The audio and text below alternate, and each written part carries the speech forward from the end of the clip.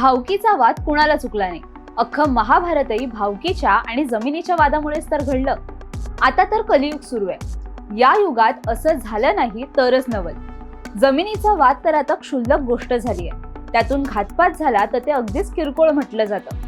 कल्याणमध्येही अशीच एक घटना घडली आहे। यामध्ये जमिनीच्या वादातून काकाने पुतण्याची निर्घृण हत्या केली आहे। कल्याणमधील काटेनमोली परिसरात बुधवारी गोळीबार झाला आणि नंतर चाकूने वार झाले। यामध्ये रणजित दुबे हा तरुण जागीच ठार झालाय। काका राम दुबेनेच रणजित दुबेची हत्या केली आहे। गावच्या जमिनीवरून काका पुतण्यांमध्ये वाद सुरू होते। या वादातूनच काका राम दुबेने रणजितला जीवे मारलं।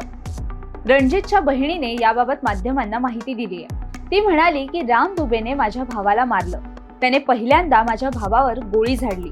ती गोळी माझ्या भावाच्या बरगड्यांजवळ लागली, त्यामुळे त्याला थोडीशी इजा झाली। त्यानंतर माझा भाऊ स्वतःला वाचवण्यासाठी पळत होता। तो इमारतीचे 5 मजले चढून वर आला। त्याला धावताना दम लागल्यामुळे तो लिफ्ट जवळ खाली पडला।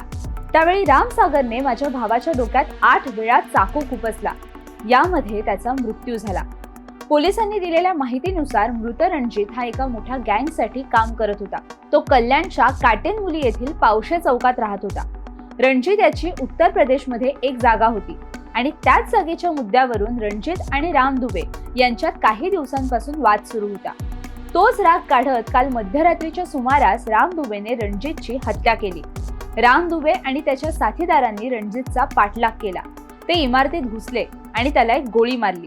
त्यानंतर रणजितवर धारदार शस्त्राने डोक्यात 7 ते 8 वार केले।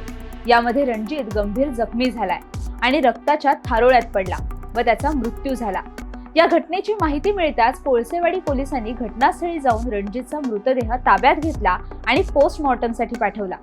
या हत्येप्रकरणी पोलिसांनी गुन्हा दाखल करत मुख्य आरोपी राम दुबे आणि त्याच्या साथीदारांना बेड्या ठोकल्यात।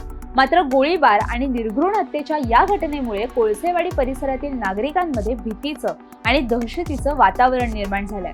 सध्या या भागातले नागरिक हे वाढत्या गुन्हेगारी घटनांमुळे जीव मुठीत धरून जगत असल्याचं सांगितलं जात आहे।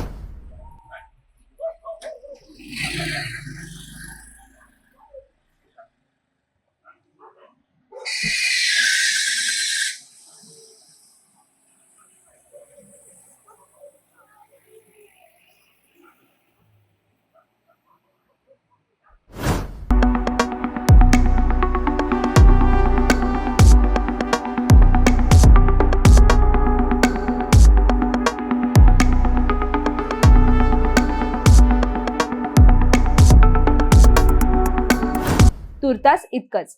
अशाच घडामोडी जाणून घेण्यासाठी माय महानगर लाईव्ह चॅनलला सबस्क्राईब करा आणि बेल आयकॉन प्रेस करायला विसरू नका।